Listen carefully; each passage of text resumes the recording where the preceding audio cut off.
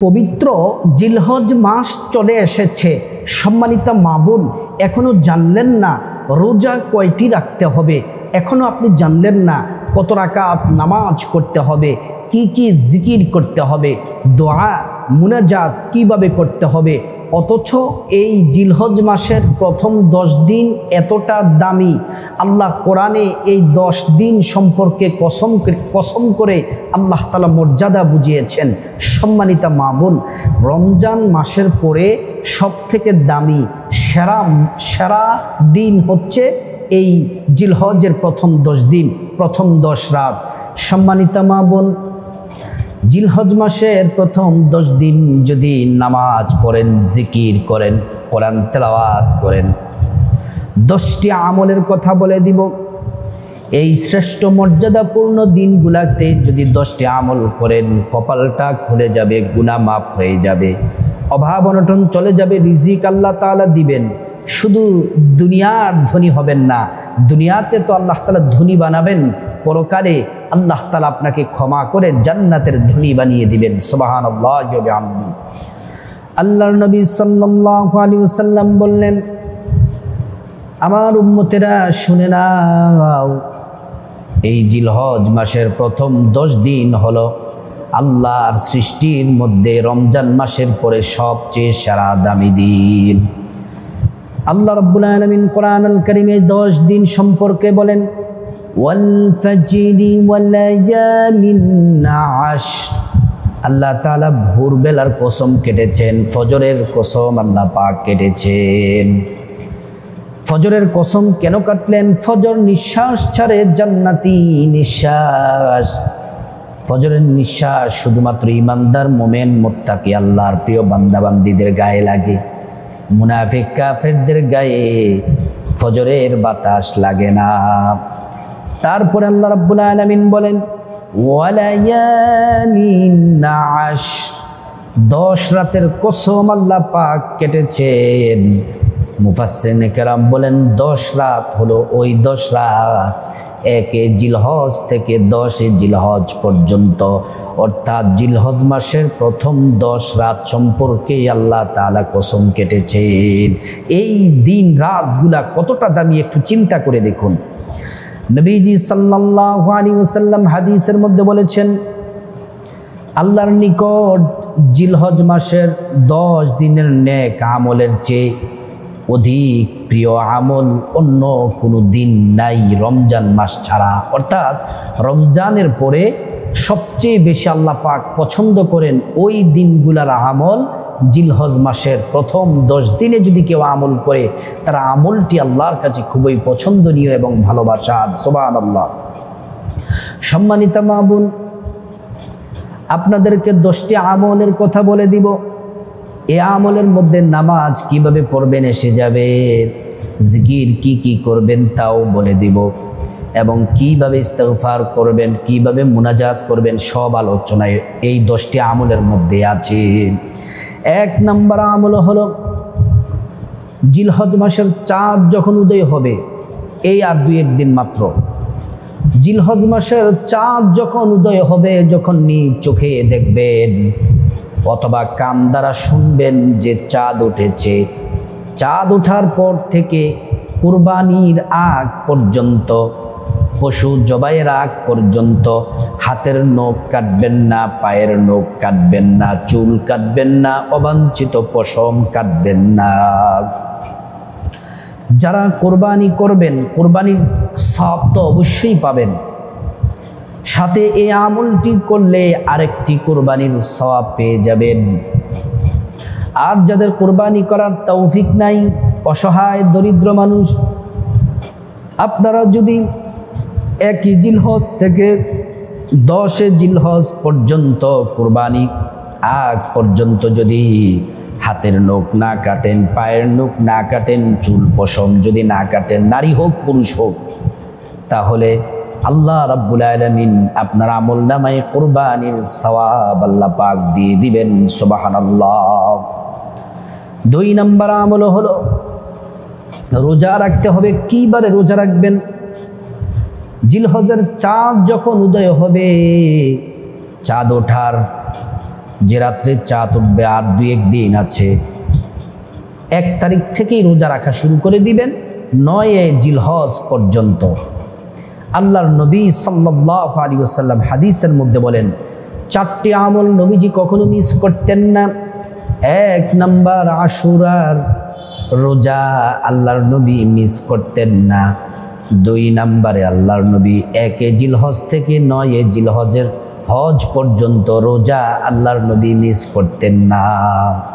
3 নম্বরে আইয়ামে বীজের রোজা, অর্থাৎ প্রত্যেক চন্দ্র মাসের 13, 14, 15 এই 3 দিনের রোজা আল্লাহর নবী রাখতেন। 4 নম্বরে ফজরের 2 রাকাত সুন্নাত আল্লাহর নবী মিস করতেন না। বিশেষ করে 9টি রোজা যারা পারেন রাখবেন, আর যারা না পারেন কমপক্ষে আরাফার দিবসের রোজা রাখবেন। যেদিন হাজি সাহেবরা আরাফার ময়দানে অবস্থান করে ওই দিন রোজা রাখবেন, কারণ ওই দিন রোজা রাখার চেষ্টা করবেন। ওই আরাফার দিবসে কেউ 8 তারিখ, কেউ রোজা রাখার কথা বলে, কেউ 9 তারিখ। এটা নিয়ে একটা মতপার্থক্য তৈরি হয়। আমি বলবো মতপার্থক্যের দরকার নাই, তর্ক বিতর্ক সব পিছনে ফেলে দিয়ে 8 তারিখের রোজাটাও রেখে দিবেন, 9 তারিখের রোজাটাও রেখে দিবেন। 2টি রোজা রাখলে এর মধ্যে কোনো বিতর্ক থাকে না, সওয়াব পেয়ে যাবেন। কি সওয়াব পাবেন? নবীজি বলেন সিয়ামু ইয়াউমিন আরাফা আহতাসিবু আলাল্লাহ আন ইউকাফিরা সানাতাল্লাতী ক্বাবলাহু ওয়া সানাতাল্লাতী বাদা। আল্লাহর নবী সাল্লাল্লাহু আলাইহি ওয়াসাল্লাম বলেন, যে ব্যক্তি আরাফার দিবসের রোজা রাখবে, আল্লাহ রাব্বুল ইজ্জাতুল জালাল তার আগের 1 বছর, পরের 1 বছর, মোট 2 বছর গুনাহ আল্লাহ তাআলা মাফ করে দেন। যত সগীরা গুনাহ আছে সব সগীরা গুনাহ আল্লাহ পাক মাফ করে দিবেন। আর যদি সাথে খাঁটি তাওবা করতে পারেন, সগীরা কবিরা সব গুনাহ মহান আল্লাহ রাব্বুল আলামিন মাফ করে দিবেন। 3 নম্বর আমল হলো বেশি বেশি আল্লাহ পাকের জিকির করবেন। কিভাবে, কোন নিয়মে, কি পদ্ধতিতে জিকির করবেন আল্লাহ তাআলা সেটাও জানিয়ে দিয়েছেন। ওয়াযকুর রাব্বাকা ফি নাফসিকা তাদাররুআন ওয়া খীফাতান ওয়া দুনাল জাহরি মিনাল কওলি বিল গুদুবি ওয়াল আসাল। আল্লাহ পাক বলেন, তোমরা তোমাদের রবের জিকির করো তাদাররুআন ওয়া খিফিয়া, বিনীতভাবে, ভয় নিয়ে, আল্লাহকে ভয় করে করে বিনীতভাবে নম্রতার সাথে আল্লাহ পাকের জিকির করো। ওয়াদুনাল জাহরি মিনাল কাউল, নিম্ন সুরে নিচু আওয়াজে আল্লাহ পাকের জিকির করো। সকাল সন্ধ্যায় আল্লাহ পাকের জিকির করো, কারণ ইন্নাল্লাহা জামিলুন ইউহিব্বুল জামাল।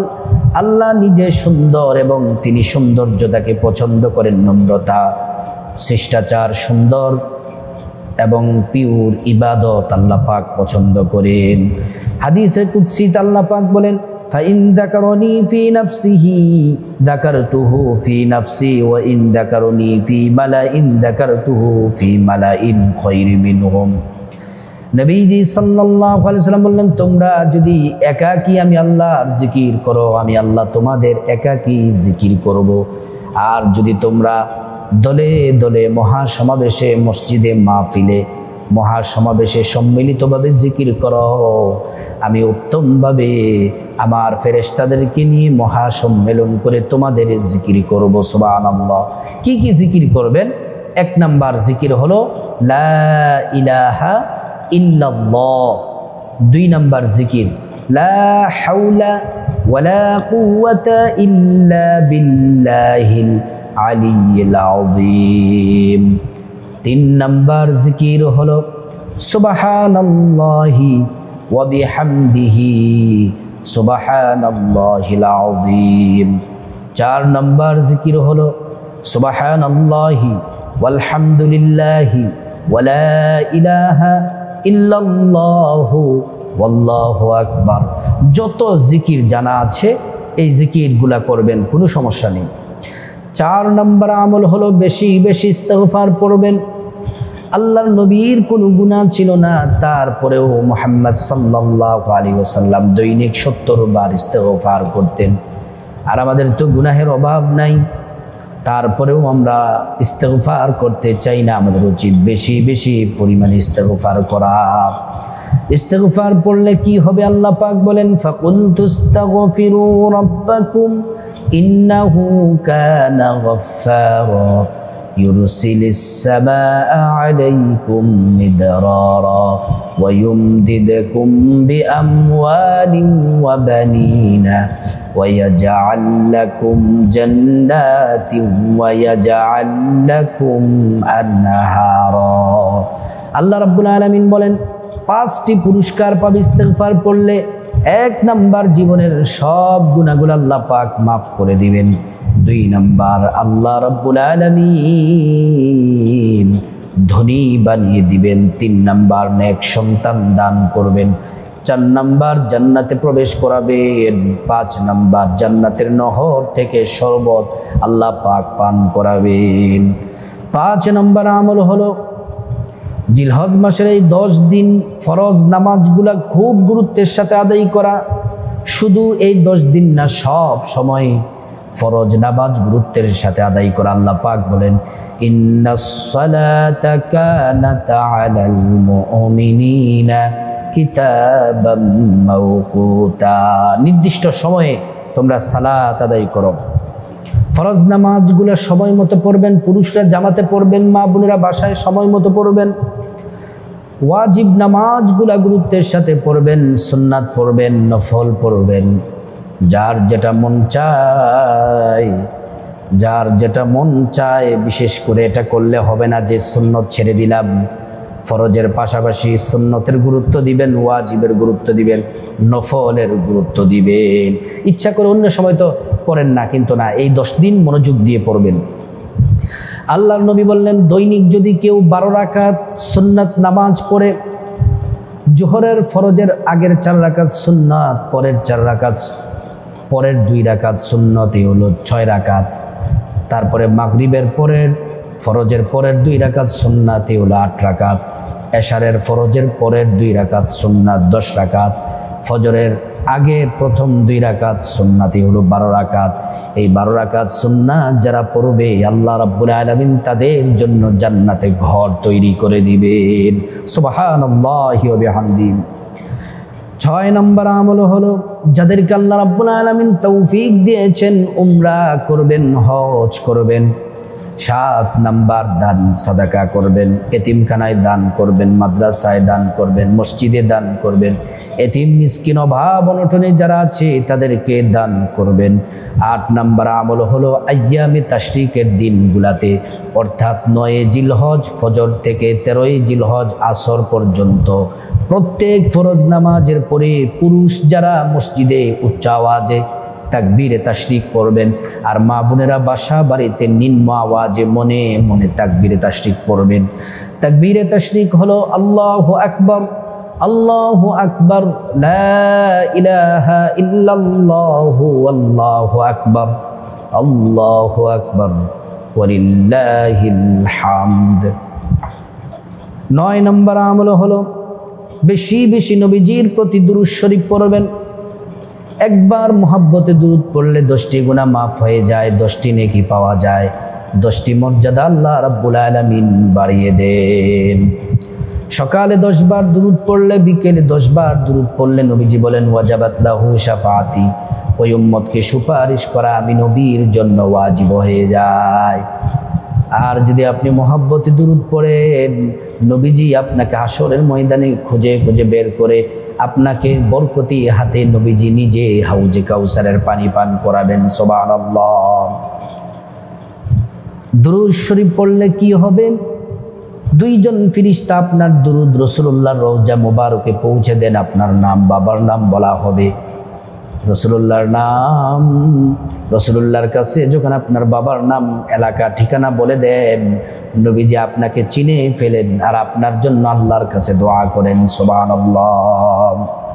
তারপরে কোন দুরূদ পড়বেন? যারা পারেন নামাজের দুরূদ, দুরূদ ইব্রাহিম, আল্লাহুম্মা সাল্লি আলা মুহাম্মাদি ওয়া আলা আলি মুহাম্মাদ كما صليت على إبراهيم وعلى آل إبراهيم إنك حميد مجيد اللهم بارك على محمد وعلى آل محمد كما باركت على إبراهيم وعلى آل إبراهيم إنك حميد مجيد অথবা ছোট্ট দরুদ পড়বেন সাল্লাল্লাহু আলাইহি ওয়াসাল্লাম সাল্লাল্লাহু আলাইহি ওয়াসাল্লাম। তারপরে সূরা ইখলাস 10 বার করে পড়বেন, যখনই অবসর থাকেন 10 বার করে পড়বেন। 10 বার পড়লে 3 খতম কোরআনের নেকি পাবেন।